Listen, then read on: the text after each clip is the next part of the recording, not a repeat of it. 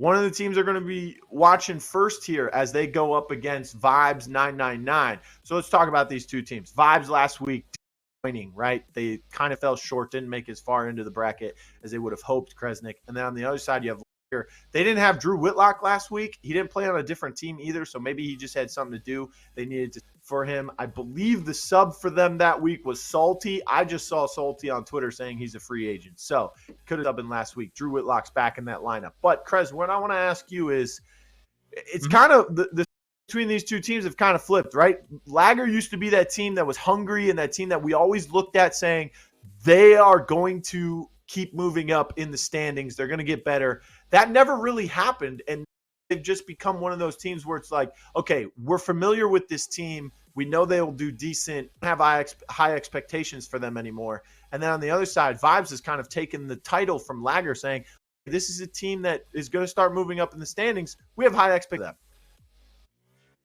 Yeah, I would say. I think LAGr, I mean, obviously made a roster change a bit ago. I think it has improved their play, at least in this month so far. They've made it a little bit further in. I know taken down by French X, I believe, in the previous week, but here they are back again, almost like the gatekeeper, say, kind of between a team that's forming and a team that maybe can start kind of reaching to the start. I mean, they're a team that you said we've been expecting stuff. We've seen moments from them that have never really expanded. So if they want to, on the other side from Vibes, coming off of a pretty BME 1 round to go, if they can beat LAGr, they can kind of pass through that gate, through those gatekeepers, and get themselves kind of up there in the pantheon of teams we know. Yeah, and I wish them all the best luck because it's been really entertaining to watch.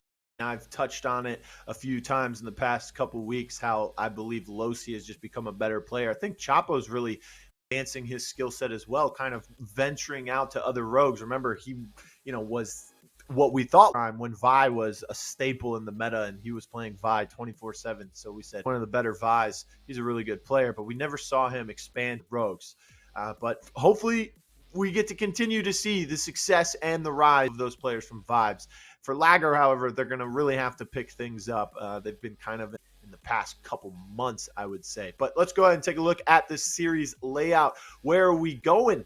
And that's the question. Game number 1 will be our Demolition, going to Canals. And for game number 2, our King of the Hill, we will be going to Breach. If necessary, lockdown will be Demolition, or Demolition will be lockdown. Our bans are in as well. LAGr will be Fixer, and Vibes will be banning Ronin. So, of course, Fixer, those characters that's been making some big noise since his release, pretty much. A couple changes. So I was going to say, if he's not banned, it'll be interesting to see how he's used. Replenishing his kit now, Kresnik, so a lot of Deadeye action. That's one of the better, one of the top 2 DMRs in the game. I think it's up there with the Mamba, but it's pretty, especially when you pair it with Replenish. Of course, he can see through smoke, so that just makes a little bit worse. But Ronin starting to get a lot of playtime because it was a reveal first meta, then it was the reveal meta, and now Ronin's kind of making her way into the meta, saying, hey, you can't reveal me at all anymore. Let me just crouch walk around the map. Yeah, and I want to get rid of her, especially on a map where I think talent can get a bit of value when you're clearing out. You could potentially have some rat plays with the Ronin that are holding close to corners, won't be able to clear them out here, but and still, I know we've seen him on this map quite a bit, kind of pushing along, using those smokes to get yourselves around the far side of the map, but his thermals are down to only 6 now. That's basically enough to stop one cross. You can probably still get some value out of smokes even with that there, but clearly just the power of that, him able to prove them, still strong enough for LAGr to want to get rid of him. It'll be interesting to see.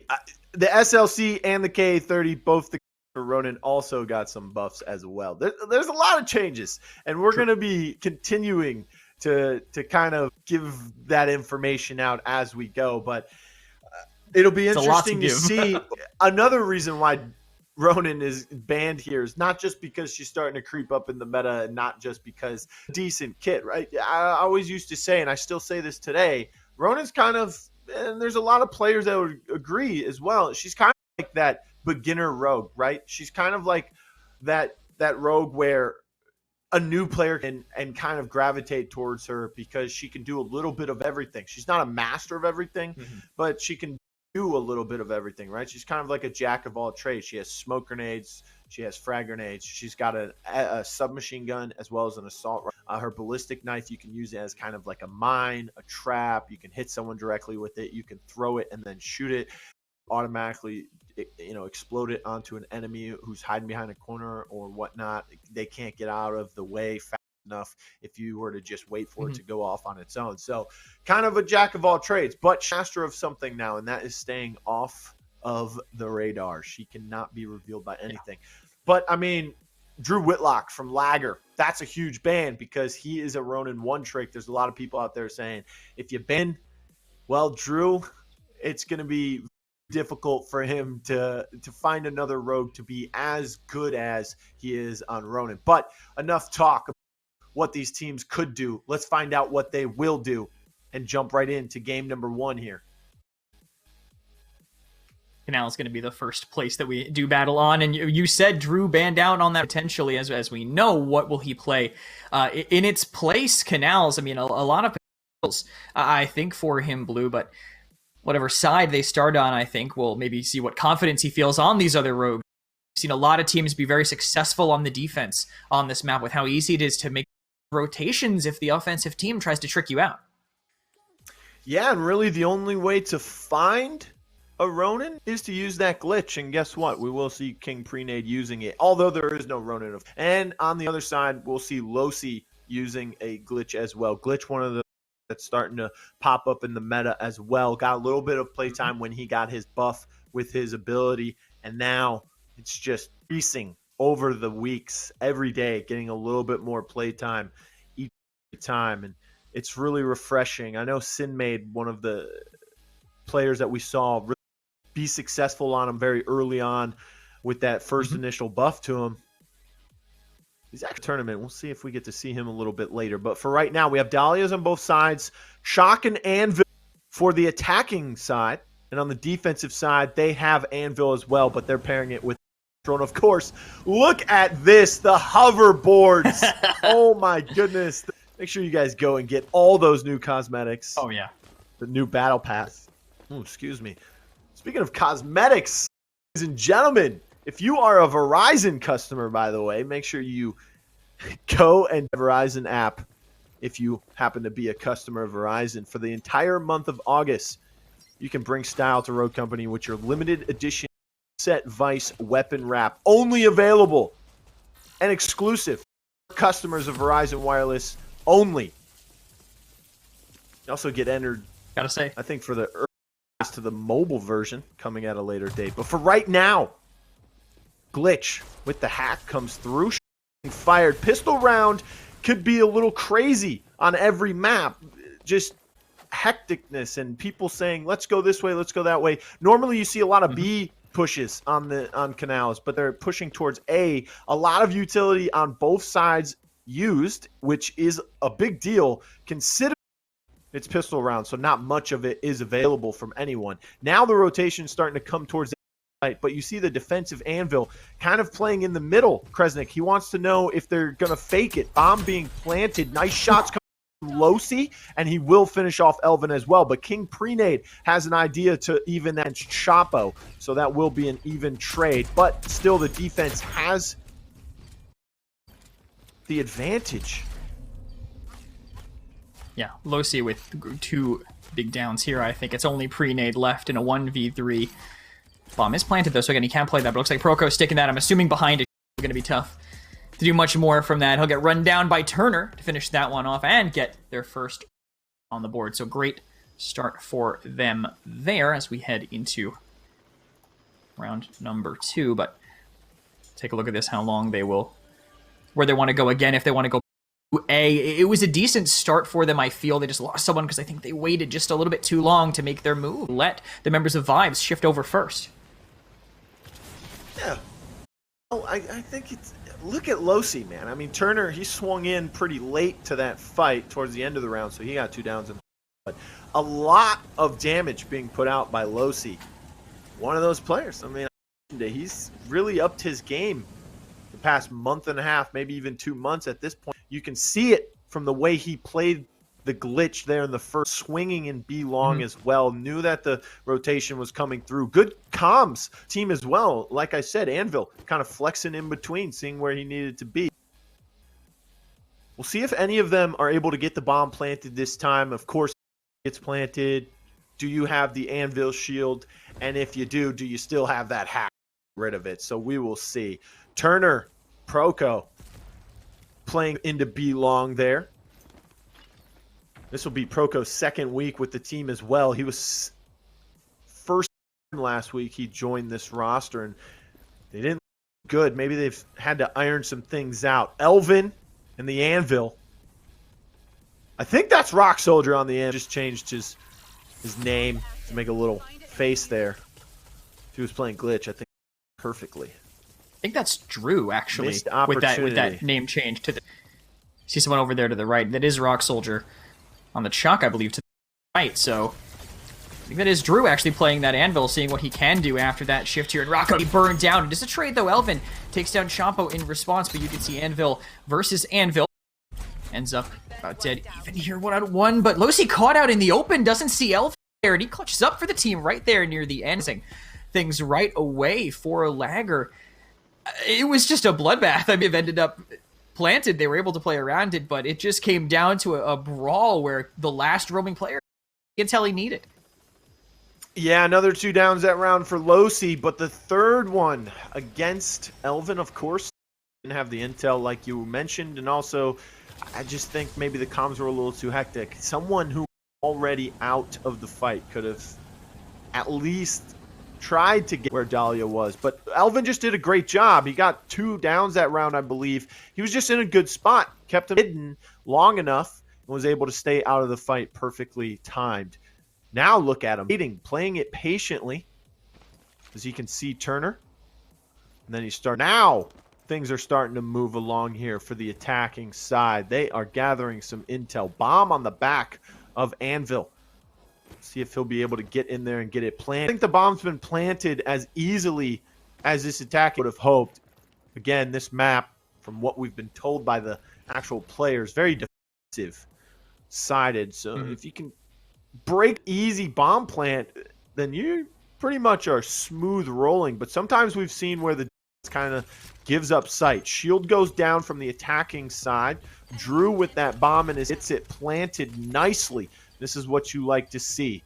Turner threw, couldn't tell what it was, but it's irrelevant since the APS takes it out. Now the Halo drones comes out. Looking at the top barrier there, but there's no one there, and they don't know that. Now they're looking. They're wide swinging on the backside of it. It's Elvin, but Drew finds one. Chapo quickly turned, found Drew, but couldn't find the member who had snuck through mid all the way through the backside of the defender's spawn. GG. Easy. It's 2-1, and the LAGr have the strong initiation from the attackers. You have to stop a plant. I mean, I know plant, but I don't think they had any APSs down on it. You could have put on it. You could have tried to get a close bounce nade right around the side, but I think they just had defensive angles locked down. Once that bomb went down, they tried to flood into an Anvil. That wasn't going to go well. Here's everyone who runs around that corner, and just off of that bomb plant, you said it yourself, if you get that bomb down on a defensive heavy map, it's could be smooth sailing from there, and that's exactly what it was to LAGr. But even a win, gonna have pre-nade lurk over here all the way by A. No one close by, but that's great intel for his team. Maybe they'll want to change their game plan, but it looks like aggression on the defense might be working. You already see low on that Anvil and already chalked down. Yeah, about him mowing him down with that Anvil LMG. I mean, that got a couple changes as well. Correct amount of reserve ammunition given to it. I mean, the level 1 upgrade increases the mag size and further increases movement speed while aiming. So the movement speed while aiming got a little bit of a buff. So now you can kind of strafe a little bit easier. Reduce recoil and reticle bloom a little bit more in that level 2 upgrade as well. But it matter that time, gets caught off guard. King pre-nade. And this is what Glitch brings to the table, because you can kind of show someone what you can do by just flanking, and they don't know they're being revealed. They're revealing the game, if you reveal them, they are notified that they've been revealed, but that can't happen with Glitch. And look at this, from behind, catches a couple shots, flashbang comes out.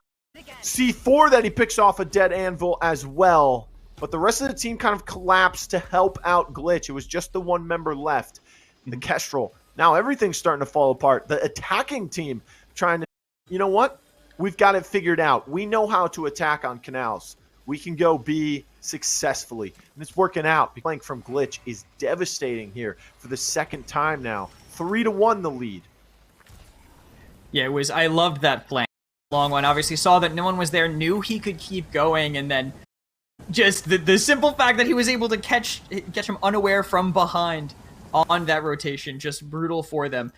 Punished that hard, but they're gonna do the same thing again. Why not? You'll have the info for it, but this time you can see losi cutting back over toward, probably going to spot each other, maybe trade out some of that information. That means that they could take a 3v3 on B.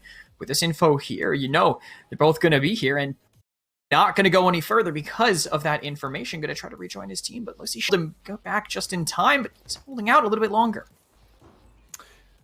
By the way, the Glitch King Prenade using the LMPX, the submachine gun in his kit. Also got a couple changes to the upgrades. A little bit enhanced them. Damage range, movement speed while in. For the level 2 upgrade. Level 3, of course, improves the accuracy and reduces the recoil a little bit more now. A lot easier to aim with, and speed a lot easier to aim with when you're firing through smoke and you get a hit marker. You kind of just try and follow the bread trail. That's exactly what Elvin was able to do successfully. Finds one. Smoke. Turner does return the favor. Chapo helps him finish it off. That's their anvil. The bomb has been planted, so that's the good news. You lose the anvil. He did his job, basically. Get in there, put a shield down. Bomb. It's all good in the hood. Once you're able to do that. They get a lot of those bomb carriers. They got to go in there and plant the bomb with everything being thrown at them, being shot from each side. Rock Soldier catching one with the Semtex. And look at King Prenade again coming up behind them. And that allows Rock Soldier to just run Rampart in the front of them. Because look out for Glitch behind you. So they move up a little bit and they're space away on the, towards the bomb. But Shock's there to kind of shut that down. Yeah, you always got to try to be aware that the positioning that LAGr, I think, have been using here has just been kind of tearing a member of Vibes. They just are not really adapting to it too much. The one make is putting their Glitch all the way on the other side just to see the pre-nades coming, but even not enough. They're still getting traded out in the mid, losing some of these 3 versus 3 fights that they need to be coming up on the better end of. Pre-nade broke, don't fix it. This time it is going to be a little bit closer, though. He's not making that full wide, going to be a little bit tighter by the middle. We'll get them some information they might be able to use. They are changing things up. You can already see 2 downs, 2 executions. Elvin, just get one more. Can't finish that one off, and that's all onto Prenade. They know, hey, they're down a player. Let's take advantage of that. Let's move up, take a little bit of ground, and it's Prenade 32. The dream won't be working out this time, though. Chapo pushes over, and finally the members of Vibes are able to stabilize. And I think that's just a classic read from the defenders there. They've realized, okay, guys, it's 4-1. We need to try and get at least another 1 or 2 rounds here half with what's left in rounds. So we need to figure out what's wrong here. Well, I'll tell you what's wrong. King Prenade is flanking as Glitch, and the rest of the team B. So how about we just force 4-man into their 3 that are running into the B site, kill them, because by the time Glitch gets there, it'll be. That's exactly what happened. Great adjustment being made there by the defenders. On the attacking side, you see losi saying, you know what, I'll meet you halfway. He's going to move towards the A site with one out. Speaking of iPhones, King Prenade pulls his out, and this is going to be a little bit of the Spider-Man meme where they're looking at each other and pointing. They see each other on their phones, and they're going to be like, oh, goodness, where is he? Now they've noticed. So now move along. Losi's going to get a little bit of a head start on trying to figure out how and where each other are, the distance between each other. You can kind of go back and forth straight with that iPhone to kind of pinpoint them of which, there is a chaotic battle happening over on the B side. Glitches trying to find each other, but Elvin is finding a ton of people, as well as Roger finding a double. Bomb has been planted. Turner's behind, wins the 1v1. Losi wasn't enough. It's a good ending there with that rotation around it. I mean, they lose one. You can't be too worried about that when you have such a big number advantage. I mean, Losi on the glitch, all he could do was pull out the UAV and redeem something on the My Verizon app, right? I think that's pretty much the only option he had left. Such insurmountable odds. At least he'd know they were coming towards him around that final edge. But that advantage that LAGr were able to play off of, that's on the back of Elvin. I mean, Drew on top of those crates, Elvin playing just to the right. They thought they had a checkmate with that C4. Drew just get out of the way, and Roco ends up throwing his life away to try to get that down initially. That small advantage is enough to push off of. We've seen just one pick or knowing one player is isolated is enough to let your team make a move and shove in. Happened to him last round, and this time LAGr were the ones in the driver's seat. Yeah, the driver's seat. Well, first round, it will go to LAGr as they lead 5-2. But now they'll be on the defensive side. Vibes coming out on that offensive side with these hoverboards flying in. Reminds me of like this GameCube game I played back in the day, Kresnik. It was like 90, I think it was like 49 cents at the game store. I bought it. It was probably the worst, best game.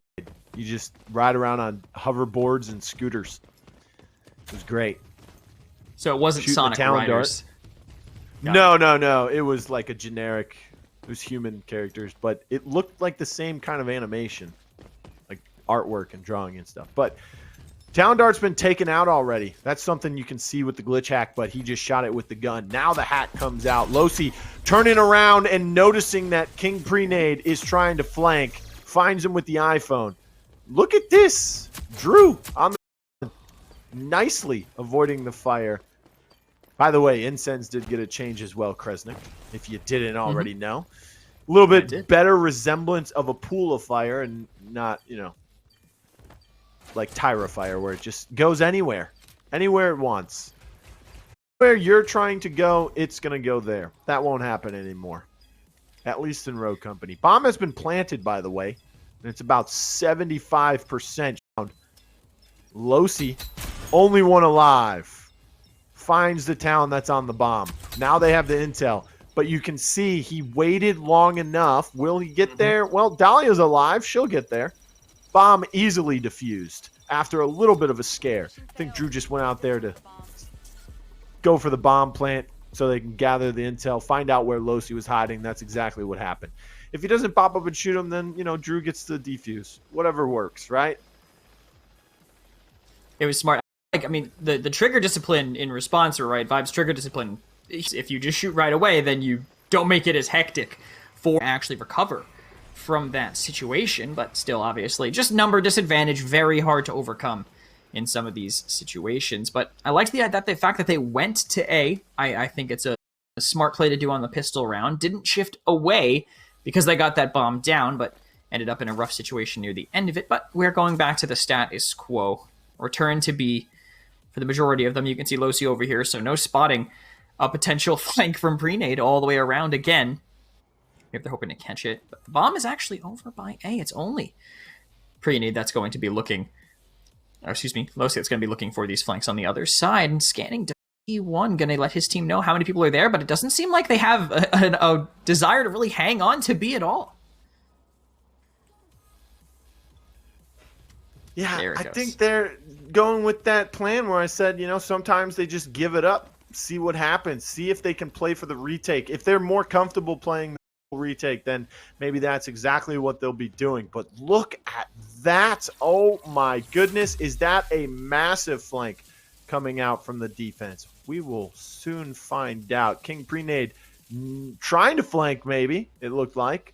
He's playing pretty close up. The hack did come out from him already on the defensive side, so maybe they'll be able to get the shield down.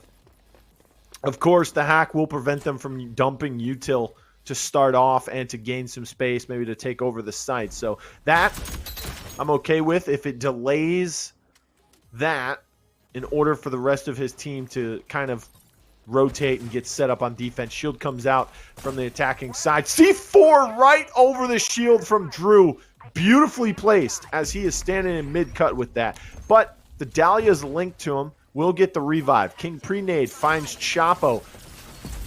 Now Losi in a little bit of a tussle here. He is chasing someone down and he's going to lose the fight with a little bit of health to his name. Rock Soldier. One of the Kestrels we have been accustomed to when it comes to that type of 1v1. Now it's Dahlia versus Kestrel here. Bounce Nade, not exactly where he was trying to put it. Turner playing deeper and deeper into the ship as he will be looking to just kind of go back and back. But now I think he can hear the footsteps. He knows he's leaving. So Kestrel making his way back towards the bomb, and that is the cue for Dahlia to make a run at it. Bomb fake, maybe. He's just going to try and stick it. And, of course, not enough time to let go. 180, get a kill, and then 180 back to the bomb and defuse. So, of course, Turner will win that one. It is 6-3. So, third round in favor of Vibes. But, of course, LAGr are the ones vibing currently as they only need 2 to win game number 1. And that round, I think, kind of, even though he lost that 1v1, I think it's kind of on the back of Losi because he slows down the rotation from the Kestrel. I think if Soldier makes it all the way over in time, I think the plant doesn't go out. They have the C4 down initially. They spent the Dahlia res to get him back up after getting down by that. If he's able to make it all the way over and spend the halos on the other side of the shield when he tries to plant again, I don't think they get that plant. They don't get that post-plant situation that Turner was able to win on that Dahlia. So huge heads up to Losi, I think, playing just the right way to bleed out the time that they really wanted on LAGr to make a full rotation. So patient play worked last time. Maybe it will work again for them. As they slowly move to take the middle of the map. You can see the Dow spending reveal already, but Prenade pretty safe right now. And now Chapo baited in to the firing squad and everyone disappears in the blink of an eye. I saw the kill feed for a second, but that team just vanished. Oh, man. Completely snapped the finger, and everyone was dead. A little bit of Thanos there. 8 members in the game. 4 in the blink of an eye were gone. And I love that we were watching Dallas there for a moment because that's one of the bigger changes here for the Rogues in Season 3. Besides the Fixer one that came through, Dallas, of course, his Revolver got a little bit of a buff. His Devotion got a change, but the bigger change for him, of course, in this update is the fact that the HRM is no longer his second primary weapon, right? He's got the Devotion for the DMR. He used to have an assault rifle, the HRM 30KS, I think it's believed, but now that's been replaced by the Riptide. So the same primary assault rifle that Kestrel carries is now what Dallas will be using if you go for that option. And I like that he was using it as well.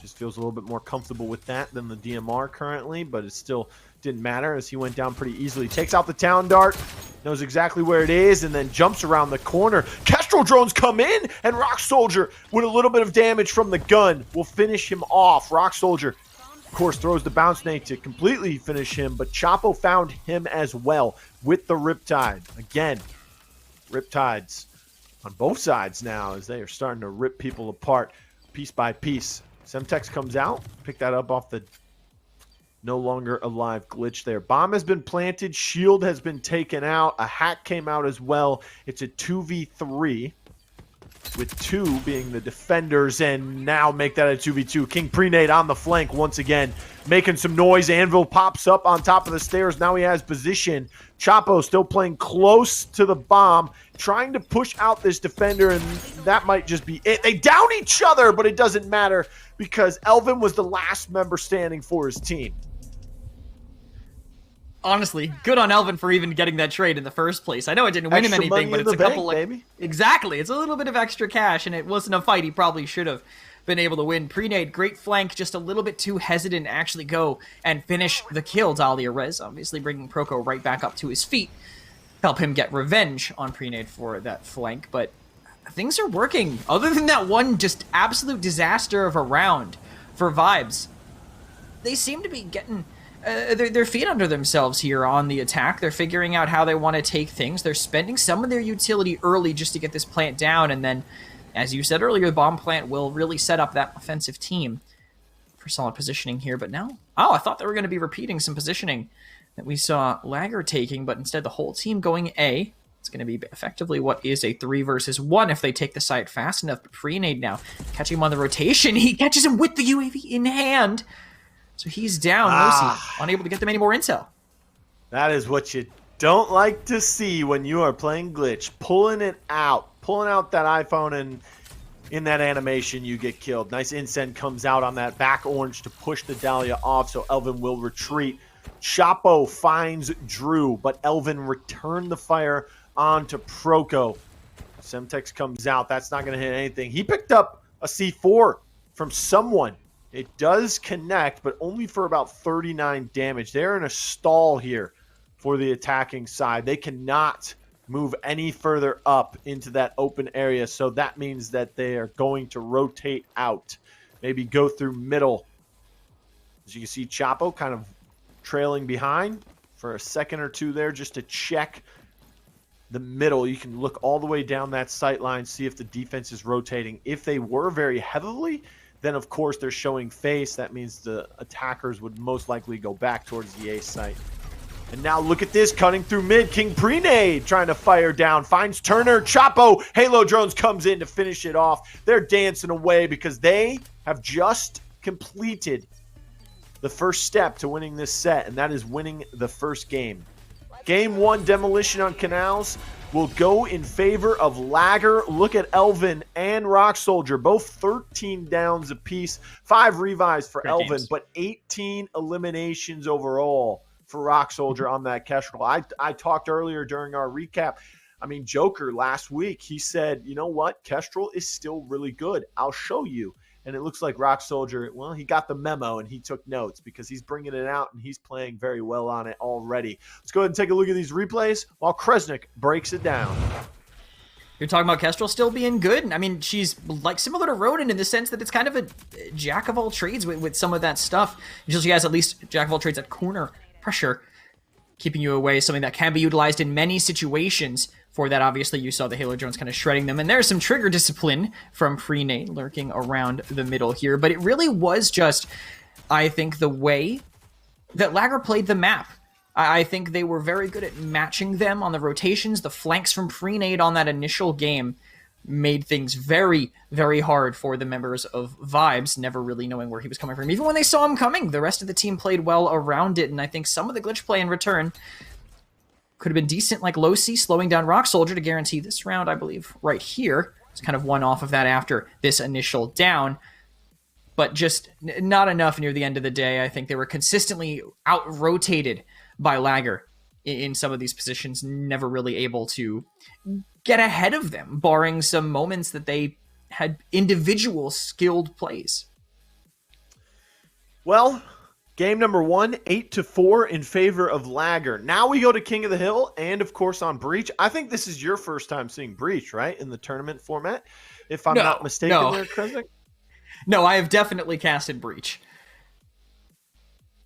I watched Cute Hamsters get eliminated before they were just us. Before I watched. Know what? You know what? I think it's because we added Breach as a demolition map. If I'm correct, maybe we'll see. It was on King of the Hill. It was a exciting. That's game what I'm saying. You haven't done a demo one of Breach. I mean, regardless, the bans are in, ladies and gentlemen. LAGr is banning out Talon, and Vibes will be banning out Anvil. So the Ronin is available for Drew. And, of course, we have Fixer, who's available. Will he be used? Because Kresnik, he's had some changes as well. I don't know if you know this, right? So let's talk about his changes real quickly. Because, first of all, the Deadeye got a little bit of a change, right? Your level 1 upgrade will increase your mag size, and bullets now pierce through enemies. So the same thing that happens with Anvil's LMG is going to happen with the Deadeye, where if 2 people are lined up, you could potentially collat with that bullet. It might not kill them, but, it'll hit both of them, right? Level 2 upgrade increases your hipfire accuracy and reduces your bloom. And then the level 3 upgrade suppresses the fire and further reduces your recoil.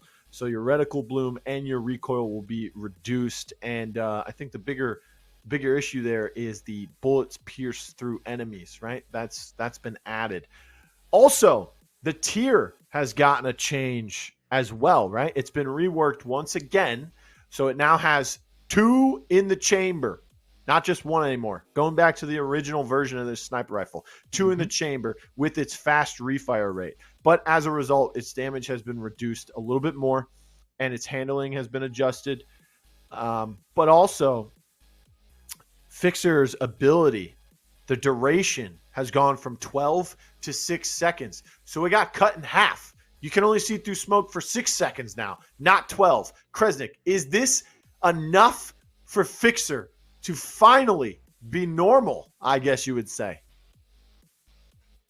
I thought so when I saw the patch notes initially, but then I saw him banned on canals. I know it's a pretty decent map for him, but I think just having the Deadeye, having an ability that is, before tracker rounds are online, some people might think is uncounterable in some ways, unless you spray into the smoke, right? He just has that advantage over you, unless you're mirroring the Fixer.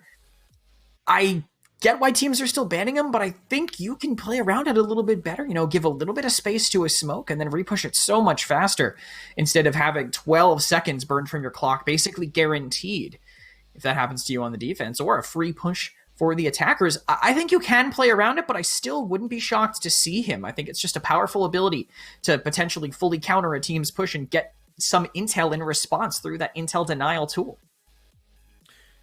Yeah, I think 12 seconds is a lot, to be honest. When you really think about it, you're like, wow, 12 seconds. That's a long time in a video game. I'm going to be honest. But, hey, there's some other power picks that are still available as well. You still have Vi, you still have Chalk. Kestrel. We just saw Rock Soldier do well with Kestrel last week in King of the Hill. We watched Joker do well with Kestrel. I think Gronky played it once or twice as well. So we could still see the good power picks come out. Breach is kind of a big map, but those fights on the objectives kind of enclose everything, right? You got the D Hill, which is inside that little hallway there. 3 entry points, but a lot of throwables come into there. You can see some incense and things like that. Switchblade not available in the tournament this month, so we will see some fire. It'll have to come from either Vi or Scorch. Scorch still one of those flavor power picks, right? If you're really good with Scorch, or if you have a game plan revolving around her, you can still bring that out and do very successful with it. But I want to get your predictions for this game. What do you think is going to happen here? Honestly, I was going into this game, I was thinking Vibes would have a decent advantage on demo, purely off of the previous game I just got to see with them, where they played against BME and just dominated on Windward in the second half of their match against them. I thought they were going to be feeling good on demo after having lost a King of the Hill, so seeing what had just happened, unless LAGr are coming in even weaker on Coffin, they are. I have to give them, I think, a small advantage here. Vibes did not look great on the respawn, and they were taking some tough gunfights on canals, ones that maybe they shouldn't have lost. Elvin kind of looked like he was on fire when he was getting put in some of these clutch situations. I expect that to carry into map 2. Yeah, he was even in a 1v2, and he was able to make it a 1v1. Yeah. Granted, he kind of traded himself for it, so that was unlucky there. It all comes down to which of these teams can really come into a respawn with the game plan, right? It's not just run around with your heads cut off like chickens. So we'll see. And when I say we'll see, I mean right now, because we're jumping into game number 2 here. King of the Hill on Breach. Vibes999 versus LAGr. LAGr leading the series 1-0. It's best of 3. So if they're able to pull the W out in this game here, they are moving on to the next round. This is the quarterfinal. So making this win will move you up towards the semifinals, give you a good amount of points. Both of these teams really, I think, deserve to be there. And of course, LAGr, the longer lasting team between the two, or the longest standing roster, I believe, besides Elvin. Came in, I think, last month. A little change there. But other than that, the core 3, Rock, Prenade, Drew, kind of stuck it out through tough times here over the past, I think, 3 months now it is. We see the Lancers getting locked in. I forgot to mention that might be a big power pick because of that 24S getting all those little buffs. It was already great. Now it's just better. We do see a fixer come out. Chalks on both sides, Vi's on both sides. And to counter the fixer, they bring out Phantom.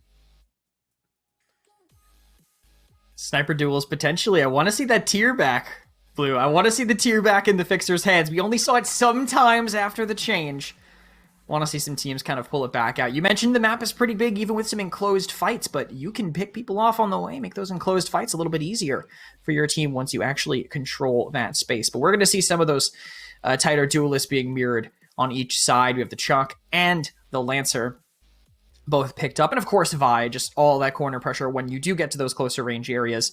Vi just does so much to really control the pace of the game, force them out into what might be some of their wider controls. Love this skin. Or Fixer, like a lone wanderer out here. But going over to A, first hill, you can already see some overlooking here from Drew. Getting potentially just spammed with nades, but no damage taken back from him and already burning someone down. Does he have aviators?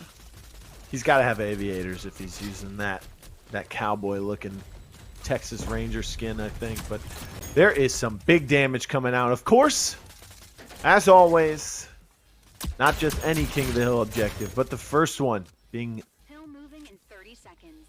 Bombarded with pretty much every util. Look at this. Mastermind Vi. Ooh, we looking scary good there. Remember, ladies and gentlemen, you saw them flying on hoverboards. You see this Vi skin. You want it, just get the Battle Pass. If you get the Battle Pass bundle for 1,000 Robux, you get 3 instant premium rewards. Mastermind Vi outfit, Kawaii hoverboard, a 1-hour account boost so you can get some more XP for the Battle Pass to get even more rewards. Another kill comes through from Chapo with that 24S in his hand. That was on the King Prenade. Fighting for hill number 2 currently. And, I mean, look at Drew. Setting up for hill 3 already? I think it's a little too early. We've seen this strategy on this map, actually, last month from Just Us. It didn't work out for them when they gave up hill number 2 so early and fought for that third one. 50 seconds.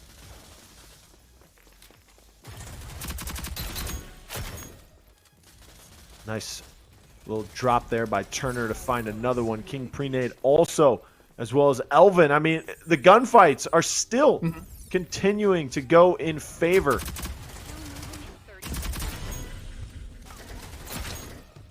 Running him down to Drew. And you know, I got confused again there. I got confused again, Kresnik. Last week, I was talking about how the hills were random, and they weren't. They were in casuals, but they weren't in customs. Now they're random in customs as well. And this is just Rogue Company's way of saying, Blue, you are never going to be correct. Just let it go. The devs are always one step ahead of you, Blue. Gotta make sure you have that one moment per tourney where you're pulling that one out. But this hill now going to be the third in this rotation. Locked out from pushing in though by the Vi. This is what she can gain you. Free time on the clock, but Choppa with a failed flank. That attempt was made, but luckily when everyone's waiting that long, you're going to meet a lot of people that are patiently waiting for someone to try to make a move.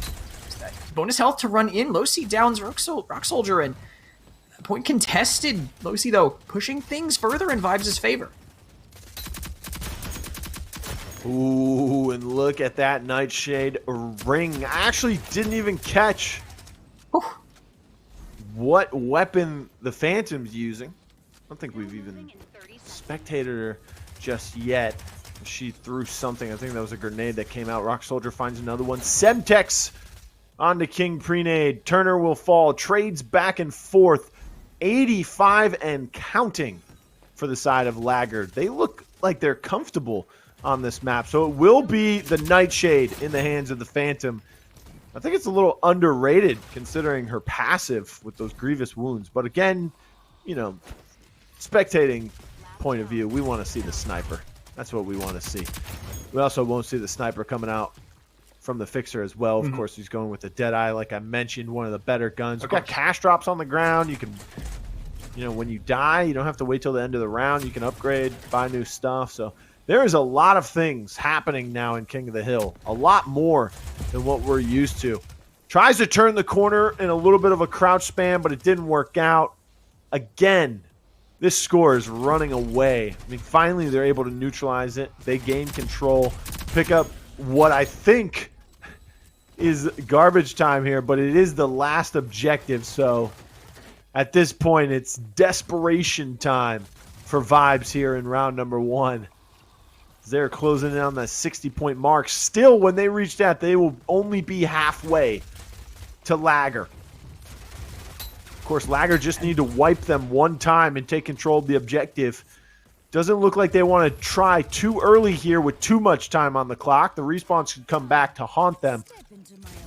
So they will wait a little bit here. And now they've taken control. LAGr, with 3 seconds on the clock, might not even need to fight this into any extra time, as that will be the case. They take round number 1 easily. King Prenade with 13 downs to his name. I think it was 11 for Elvin. 20 eliminations with the 6 assists. That is the power of Vi. Incen, Poison, Nightshade. Any way she can get damage onto you, she will. You can tell, I mean, you say Prenade's on the 13, but Chapo on the other side is, even losing, has 12 downs for himself. That is, you said Lancer was going to be a character to look out for here, no matter who was playing it, and obviously that has proven, I think, true. The influence that Lancer can have, making quick rotations, obviously, with the buffs to the 24S, just winning gunfights that maybe were a little bit tougher previously. Chapo, though, using the previously buffed duration to quick and quiet to do a long flank here, and they are winning these first couple of gunfights here. 2 for Vibes. Still not holding on to this hill, though. They're contesting it, but they just can't dislodge them, so no time, really, here from this first one, and now Chapo's flank is going to have to be crucial. 2 more for Vibes. Finds them here. Gets forced away, though, and finally they can start counting up time, but a lot of it has gone away. Yeah, a lot of time has gone away. A little bit of garbage time left on that first hill. Doesn't look like either squad wants to go for it. They are fighting for that second. Rotations are locked down from what it seems. Finally, someone picks up the rest of that garbage time, and it will give Vibes the lead, and they'll continue to grow that lead since they did take control of that second hill. But now tide's starting to turn here. Rock Soldier shutting everything down in the back door, finds one. Second member runs into him. They find their quick death as well. He's getting shot across. Maybe he's just letting that come through. Elvin's watching the crossfire. Chapo goes down. Elvin as well, but Proco gets traded out. And once again, the retake is beautiful from the side of LAGr, and, well, they're starting to run away with this score once again here. They don't have control, though, right now. Losi, you can see, tries to fight Rock Soldier, but just hip firing. The D40C is... They just can't deal with him. He's just gunning them all down, as LAGr will now retain control of this hill. Everyone else just settling to play off. You can see Vibes kind of rotating away, giving up this hill to what they believe will be the next one. 2-1 down, excuse me. For them, Prenade not going to be able to be here to fight it, but giving up all this garbage time. If they lose this hill once, the LAGr are going to continue to mount a almost insurmountable lead in response. Yeah, the D40C got one of those changes as well. It's kind of like the objection now. Level 3 upgrade also reduces the recoil and increases your reload speed. But they also further increase the hipfire accuracy. Not in one of the upgrades, just overall in the actual base version of the gun. So it's just going to be better and feel a lot better in the hipfire. So if you turn the corner really quickly, like in that situation, you might have a better chance at getting those bullets to hit in a hipfire situation. But he wasn't able to win that, mainly because he was going up against the 24S, which I think is probably top 5 in all weapons in the game currently. Nice movement coming out from King Prenade, back and forth over the wall. Little hops left and right. Inside of the strafe, he threw one smoke as well. Found a elimination off of that. Just the way he is playing on this objective, neutralizing it, controlling it, everything that's been needed, he has been able to secure. And that's what I'm talking about, that hip fire accuracy. So he was able to crouch spam and get that. Finds a second one as well onto Elvin. A little bit of distance, so no hip fire needed for that one. This score a lot closer at this point than where we were previous round. Only a minute left on the clock, which means we are in last hill territory. 78 for the side of LAGr, but it's 74 and counting for Vibes. They want to push this to a round number 3. They want overtime to come, and they need it if they want a chance to stay in this game as well as this series. 5 poison coming out. There is nobody there, but a little precautionary measure it seems like. Looks like that's tear gas coming in, double of them to be exact. Rock Soldier just waiting on standby, waiting for his team.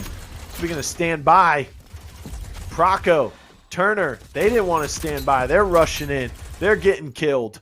Prenade finds a double himself. Losi did find one with the grenade, being the Semtex, but it won't be enough. Just a Lancer left. 10 seconds on the clock. This is the moment. LAGr needs to strike and be successful, because if they can take full control of this objective, they can win it. And that is not going to happen. 34 elims for Elvin, but 31 for Chapo with 22 downs now. He is only 3 from the leader, King Prenade, but both Lancers, the top 2 in the frags this game. Vibes evens it out, forces overtime.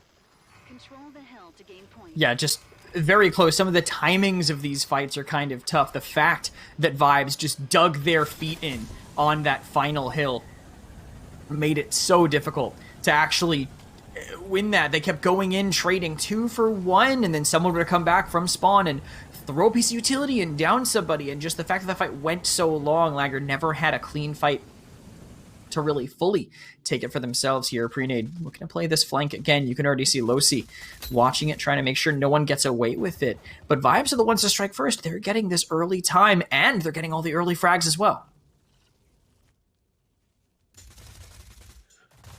Losi and Prenade kind of just hiding from each other, but Losi doesn't know. Now he does. Had to use the rage up for some extra health. Still does not win the fight. Prenade did use his Semtex. Jumps out the window afterwards, and quickly his fate is decided. As Turner said, well, I see you jumping through the window. Now you're going to see my bullets hitting you. That's exactly what happened. Still sitting on where the A objective would be. 40 damage from that Semtex. A little cross up, but wasn't enough. Chapo finds another one himself on that Lancer once again. Turner finds himself a double, but then he goes down as well. For the first time in this game, Vibes has the lead. Also their largest lead, of course. 15 and still growing. LAGr seems to be a little bit slow on the rotations this round. A lot slower than what they were in the first round. Second round, a little bit slower than the first as well, but this time it is very slow for them. I don't know if they're going to be able to break back into this as quickly as they would. Vibes are just... They need to get some time. Yeah, Vibes just figured out, I think, how they want to stop the rotations that LAGr have coming in, and they're just getting torn apart. Anytime they try to come through any choke point, there are just 2 guns trained on it into LAGr, and now Prenade touches the point for 1 second just to stop a tick or 2 from running over into Vibes' pocket. It won't be able to do much, and they're going to be able to give this one up, rotate over to the next hill, and they are still getting torn to pieces on the way. Chapo, Proco, Losi, all of them picking up a down of their own as they shift over comfortably to hill number 3, and LAGr have to figure out something to stem the bleeding, and Prenade's flank might be just it. This is not what you like to see. Yeah, I mean, 17 seconds left. They couldn't break into that second hill, so they have to give it up. And because of that, it is 100-10. And now they had the early rotation and still get beat out for this third hill. Their rotations are disgustingly not working here, to the point where you have to wonder what in the world happened. That first round, this score was flipped. Now, It looks like Vibes is in the driver's seat. They want to push this to a game 3. They find another elimination. The Rage coming out from Chalk. He's going to try and turn a corner. It doesn't matter. Turner's already there. Turner's doing the work. Grievous Wounds, Nightshade. It doesn't matter. He's showing you that he can do work with anything. Finally, he goes down. Prenade found one as well. But I think it's a little too late here. Down by 100 points. You'd have to hold this for the entire time plus 20 or so seconds. Tough to justify being able to do it, but right now Losi comes in, takes down Prenade, who is just hero on that last hill. Turner finding the next as well means they can just hold on to this, the one thing that LAGr needed to be able to do, but the time's running out, Blue. This is the last chance for LAGr. Last chance indeed. Look at this. Still cannot find a way to get it done. Dodge roll, Insen, nothing helped. 31 downs for the Lancer there for Vibes. Vibes win game number 2, 2-1. And they tie the series at 1-1. Let's take a look at the replays as Kresnik tells us why they were able to bring that back.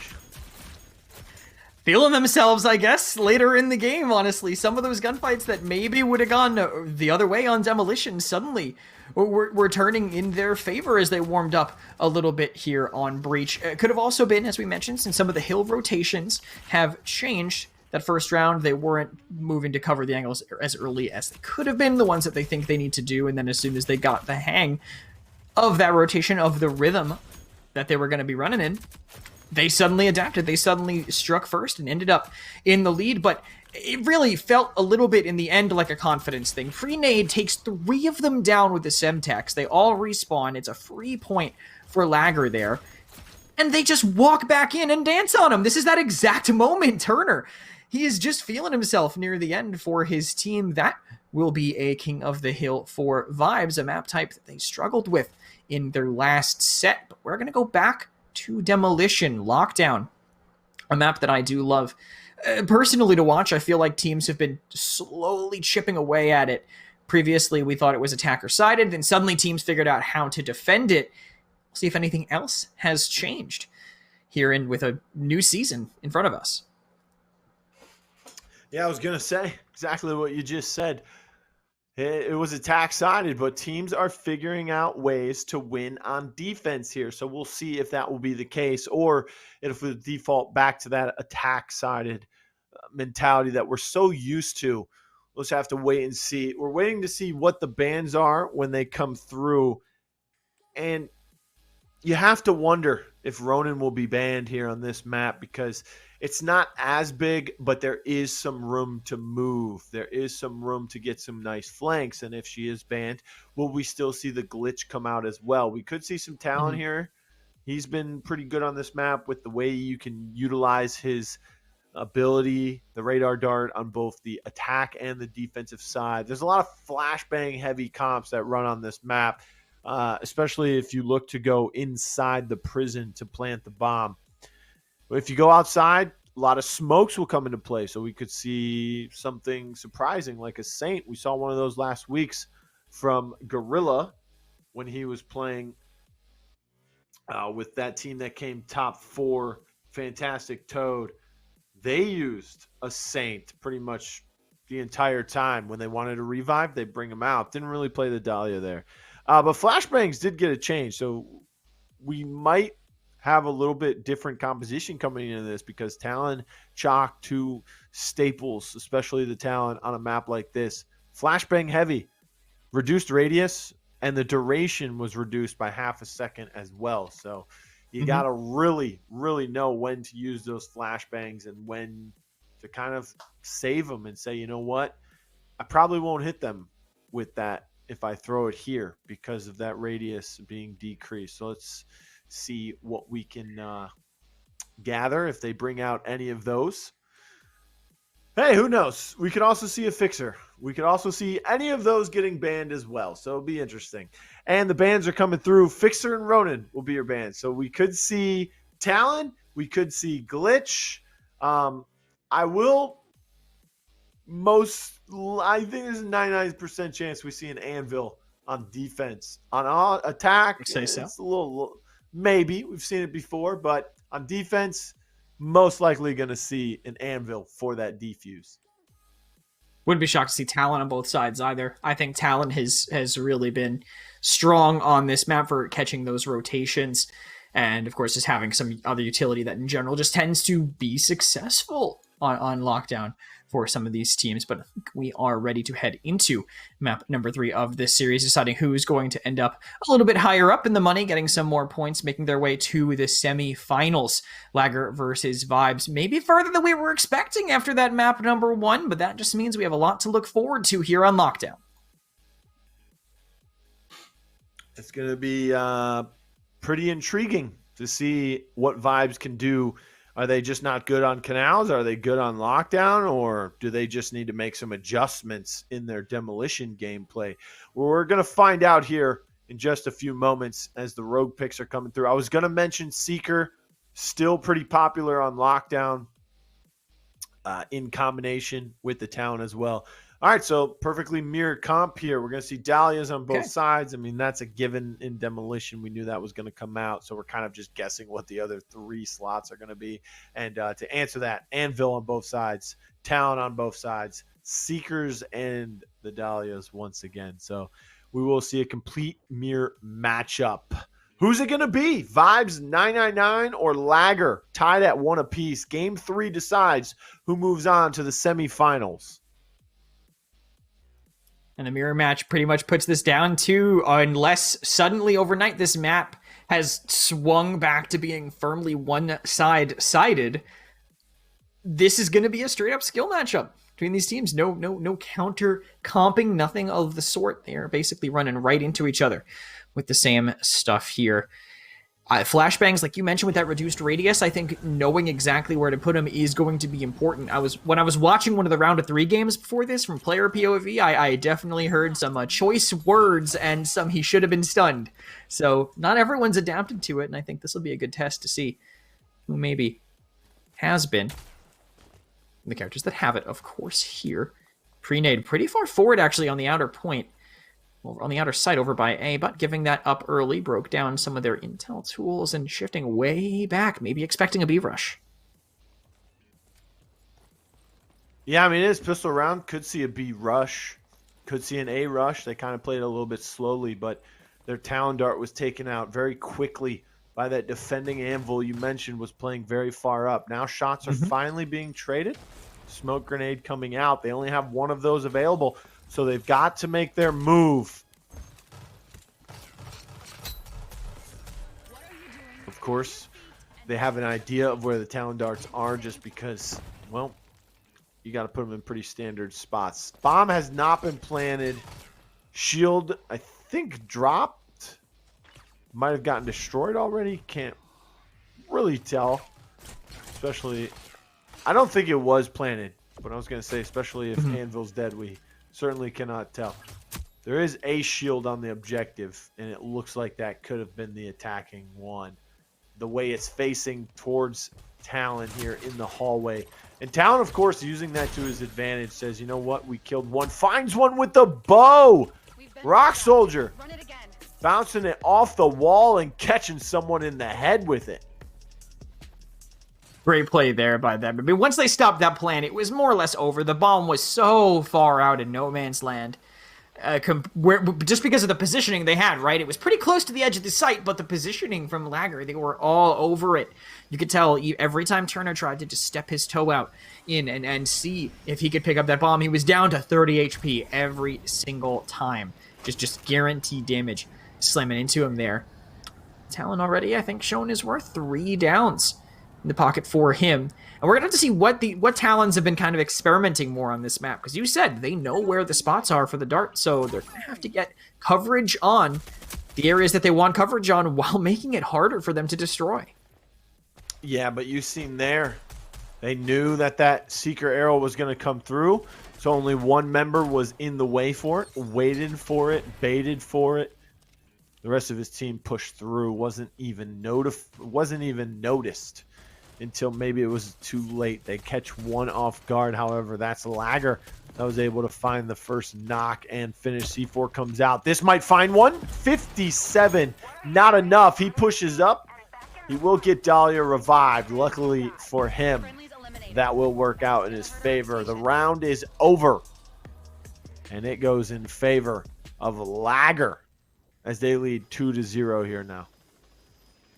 Once again, Chapo going to make a move to get that bomb closer to the site. Gets downed, gets finished off, bomb left in the open, and suddenly these three players that were playing red hoping to kind of hit a hook onto a right hook onto site. Now it suddenly doesn't really matter anymore because they could just back up, play by garage door. They can watch that bomb when you're trying to pick it up. You probably don't have a lot of resources because you didn't do anything round number one, so that one smoke is all you have to play with, just making it much more difficult for them to do so. Another round straight in for LAGr. But B, again, will be the angle of attack for Vibes.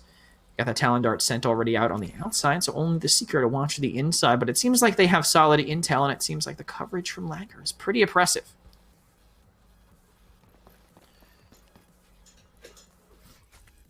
Playing it a little bit slower than both teams have really here in this game so far. And of course, Anvil trying to get to the pillar where he should be most of the time. He'll get knocked, but gets picked up just as quickly. Meanwhile, King Prenade goes through the same life cycle as the same character. Both shields are planted, kind of playing between the two of them here. Wow. He will wide swing out and take care of both members in front of him. Good round, and of course, another one in favor of LAGr. They lead 3-0. They are on the defensive side. And, you know, we said this is an attack-sided map, but it is not looking that way. Yeah, they have just had such strong forward positioning, and the only person who's ever getting downed is Chapo. Not Chapo, excuse me. Prenade. He's getting rezzed every time. They have 3 downs, no limbs, and there's 3 revives.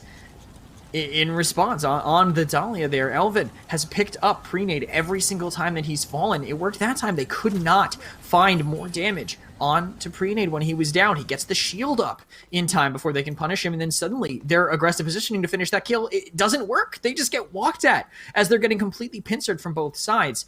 And this time they see all the reveals coming in. They play way slower. Elvin watching this garage door rotation, but one thing has changed. The bomb finally made it to where it needed to go.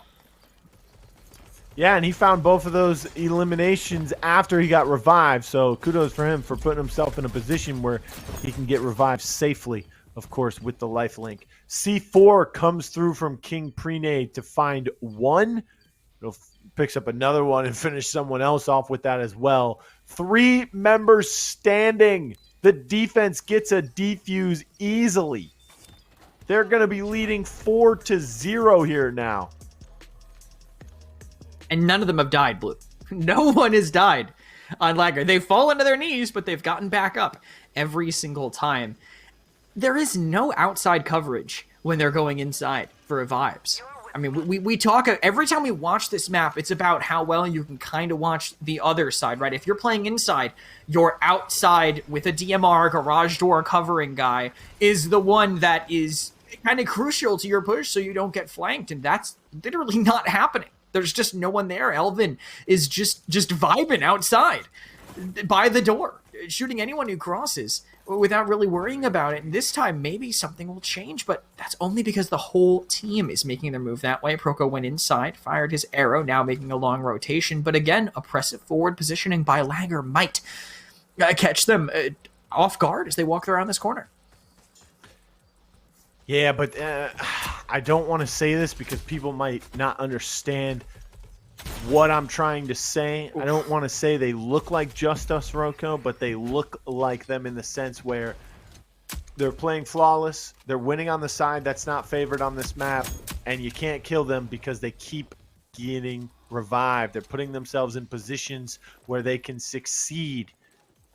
And that is exactly what they are able to do. They lead 4-0. The bomb has been dropped. It is not looking good here for the defense this time around, however, as they are starting to fall from grace, it seems. I didn't catch why the bomb was placed in the spawn. If it had fallen off the map, or I think it's pretty difficult on lockdown. There's a few little corners, but shoots the arrow. I don't think he meant to shoot it directly at that barricade or the half wall there. Nice shots. But Anvil goes down. Can Elvin survive another one? No, sir. He had 1 health. So he just pops around the corner and finishes him off. Only 1 member standing. It's the Seeker. He finally falls. And finally, Vibes get themselves on the board here with 1. We're going in to round 6 with a 4-1 lead from LAGr. Giving up that 1 round, I'm okay with, because again, attack side of the map, on defense, you look to grab 2, 3 at best. They've already got 4, and they can still go and get more. I mean, they can get 1 or 2 more here. Mm-hmm. I think if that wasn't like an origin point bomb reset, then that was just their plan all along, to go all the way over on the outside, bait them in, get kills that way, and then make a hard rotation back. This way you don't risk the bomb getting dropped and kind of given to nobody. Rock Soldier with it down with a bow. They might just walk in off this, and it looks like even if they do, it's going to be too little too late. They recognize that. They're going to shift way back.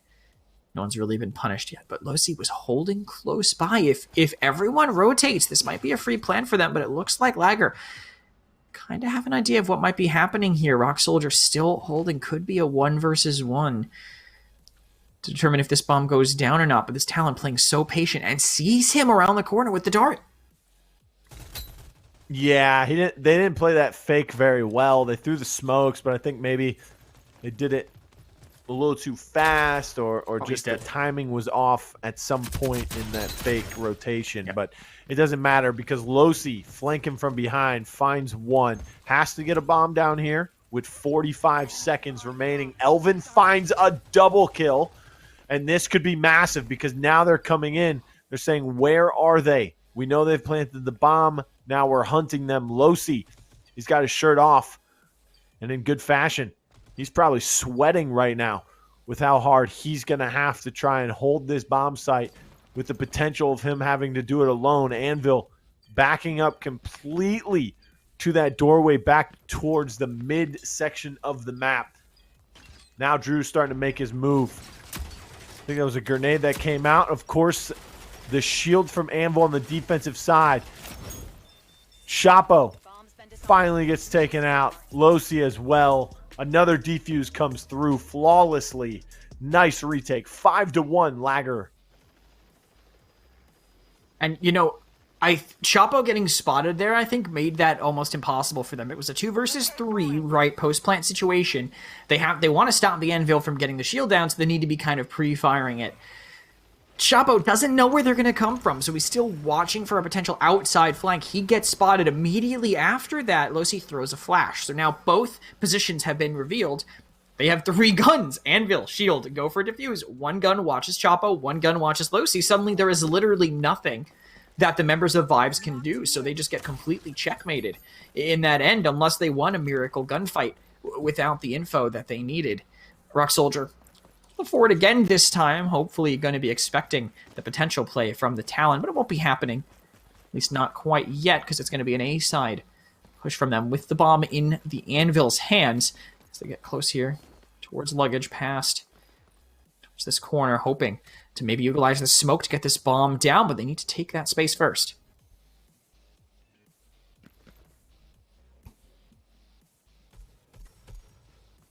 Playing it pretty slowly here.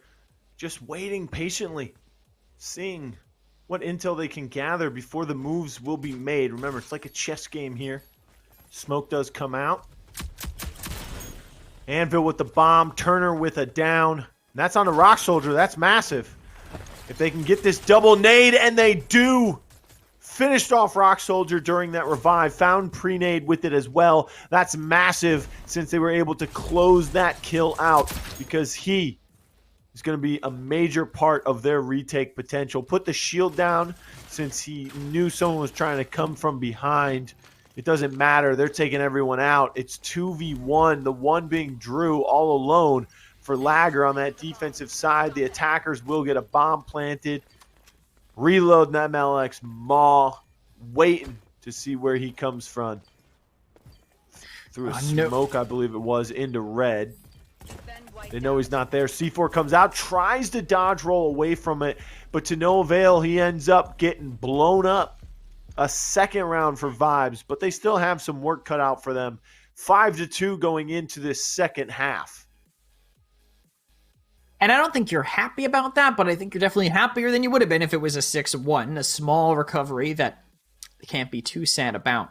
I was literally waiting for a moment to be like, it depends on how much utility this talent has, how he wants to use it, but he has one flash, throws it red, takes some ground, and dies to a C4 right away. There's just too much left in the tank, I think, for Vibes from LAGr to actually be able to flip that one around.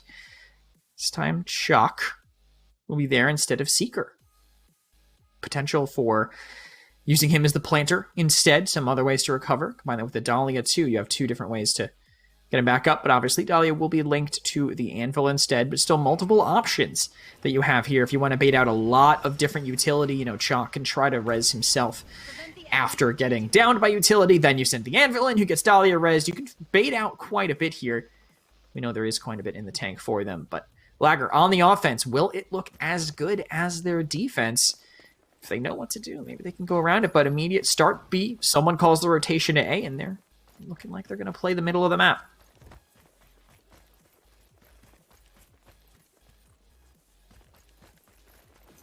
They are playing the middle, but moving towards the A site. Quickly get a shield down and quickly start this bomb process. It will be planted. Shield took a good amount of damage. It's already on its red, which means it's nearly to the end of its life cycle. And just as I say that, the shield will finally fall. Turner and Chapo making their way from half wall. Maybe trying to advance towards that battery, but there is two people in luggage, it looks like, as they're backing up a little bit here. APS getting shot out. Throwing their shield down, trying to find some success. That C4, will it land as close as he would have liked? I think he got an APS down. And in the tower is Drew. He finds one, he finds two. Finally explodes the C4. It was enough to do some damage for the rest of his team to kind of clean that up. And someone went up the zip line to match Drew, but, well, they didn't really match them in gun skill. Drew wins that one as well. Drew now with 10 downs after a 3-down performance in that round alone. 14 elims to his name. Look at the revive difference. It takes two people on the side of Vibes to match the amount of revives that Elvin is putting out. Yes, it's only 5, but that's 5 times that someone was given a second chance, and it was most likely the Anvil, either for the defuse or the plant. Start coming out early here. I think I can find some information going quick through red. Who's even watching this? It looks like they do have 2 guns trained on it. But the person that needed to get through got through. Pre-nade drops the APS, drops the shield, getting stuff down. The coverage is there. There is probably about 5 health left between Roco and Champo, but that's enough to keep them standing and breathing for another day as everyone makes their shift here. And my eyes are on that garage door. Do they have control of it? And it looks like no. Losi already creeping his way in. Are they going to be aware of this? It looks like yes, they have someone holding closer, but Losi still wins that gunfight against Rock Soldier. And now it's on Elvin to save him. Gets flash, doesn't do anything, and number advantage now for Vibes, but it's evened out, Blue.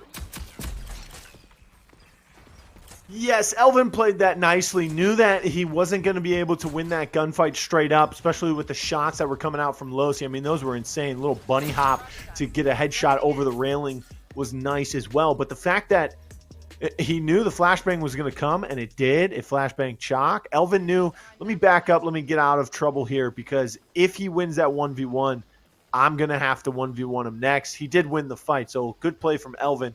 He bumps his stats up a little bit as well. 7 revives. He got 2 in that round alone.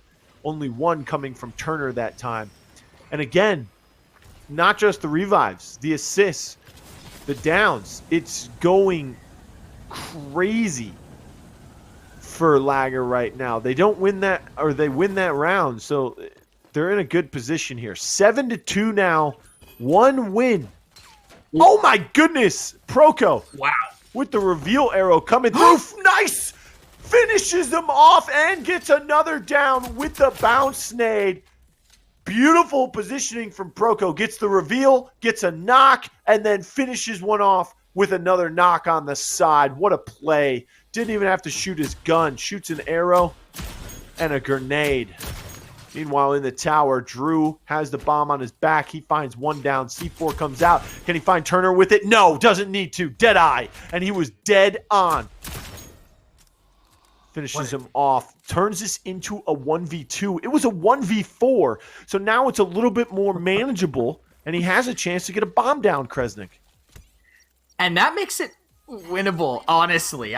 You'd never say that about a 1v4, but Drew has put himself in a great position. There is no way he lives with 11 HP running for it. Drew knows he has to kind of play aggressively to make this work. He doesn't want to play passive into a 1v2.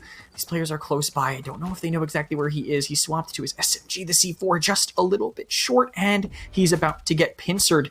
I think he has to push aside, gets the C4 onto that, gets them low, but waits just a little bit too long. Like I said, the passive bait play, I don't think you can get away with it in those situations. And Drew almost pulls out a miracle, but it's Vibes that get to stabilize. I think if he had a little bit more time on the clock, he would have been able to pull that off, maybe force them to give himself another 1v1 fight that he can win and then make it a true 1v1 and then get a bomb planted. But once you plant that bomb, even in a 1v2, you're like, okay, it was 1v4. I just beat out two of them. I made it a 1v2. Let me plant the bomb. If he had because he planted the bomb, they know that there is a certain vicinity that he's going to be in, right? Okay, so you check the most preliminary things to start off with. It's like, okay, here's the bomb. I see the bomb, right? He's either in tower, he's behind battery, or he's in luggage. We check those three places, find out where he is, we isolate him, we take a 2v1. That's exactly what happened. Good crossfire coming out from them. Proco not able to repeat what he was able to do so effectively the round before, but still he was able to gather some intel. Remember, ladies and gentlemen, no intel is still intel. If you don't reveal anyone, no one could possibly be there, right? So a little bit of trickery happening from the attacking side. They got the bomb planted very, very quickly this time around. Behind their shield as well, right next to the battery. They can watch from tower. They can watch from where Dahlia is currently. They can watch from where Rock Soldier is. Chapo jumps up top, tries to get a shield down, but that won't work. Tried to clamshell himself in, but the shortest distance is climbing over. They knock the shield down, but they don't have a shield of their own. C4 comes out, but it doesn't matter. There's an APS there, but everyone else just gets shot. It is a victory in the works for LAGr. And, I mentioned before this series, LAGr kind of lacking in their skills over these past couple months. Meanwhile, Vibes have been on the rise, but now it seems like they are not vibing very well. They brought in Proco, and for the second straight week, they have not gotten into the semifinals. They've gotten further this week into the quarterfinals, but that could possibly be because of the random bracket or because there was more teams last week. I mean, there's all these different variables, but right now there is one constant. Vibes is trending downward. LAGr now trending upwards. They make it into the semifinals. Let's go ahead and take a look at our series replays. Kresnik, any thoughts on this entire matchup? They just looked so clinical on demo here, Blue. LAGr, I think the fact that they've been together for so long, I know they've made one change, but that doesn't change, a team's entire dynamic unless that person just becomes the de facto leader of a team. So I think their gunplay improving, their tactical play improving over time, and the fact that they're going to trust each other's calls when you've played together for as long as they had, I think that showed in a lot of ways. They were able to take advantage of a lot of the openings that they were being given by Vibes, areas left uncovered, like I mentioned on lockdown in particular, when they didn't have someone watching that garage door cross from outside, leaving that open, abusing it every single round, and being able to have such a strong defensive presence because of it. I think it seems like they can get snowballed against, like we were seeing on King of the Hill, specifically some of these rounds here when they were just waking up on the side of Vibes. But I think when it comes down to that tactical play, LAGr has an advantage. And that's something that, at least in these best of threes, when Respawn is the minority compared to the best of 5 format that we're going to be seeing in the main events, LAGr has a chance to, I think, really make their presence known and move beyond being just the gatekeepers of the upper echelon. Yeah, I mean, LAGr, they've done a good job here in this matchup today. Oh, that C4 kill. Still, it's probably haunting Drew. Could have maybe clutched one of the 3 chances that he had, but he still was able to get enough work done with the help of his teammates. Look at that clutch there. Oh, my goodness. 180 pretty much, and then with the hip fire, it looked like. This play from Roco, oh, my. That's got to go in the highlight reels. I kind of fell off on the content. He's put up the highlights every week. I got to get back on it because that right there was some juicy stuff coming out from a Seeker, something that's not played as much anymore. But once again, LAGr wins game number 3, the Demolition on lockdown 8-3. They will win the series 2-1 and move into our semifinals. And we do have one of our semifinals matchups ready. That will be LAGr versus Hefty Fox. That is the match that we will be bringing to you here just very shortly. And I just want to touch on it real quick. Hefty Fox, the team I said I hope we get to see on broadcast because, of course, it's Slopodopoulos, Spencer, Fanatics, and Fank. So Fanatics, Fank will be interesting to see their return to the Roco competitive scene. Slop took a little bit of a break, but he's back now. I think his break was like 2 weeks, but Fanatics and Fank, they took a while. But again, Hefty Fox versus LAGr, our first semifinals of the 2 that we'll be showing on broadcast coming up right after this break.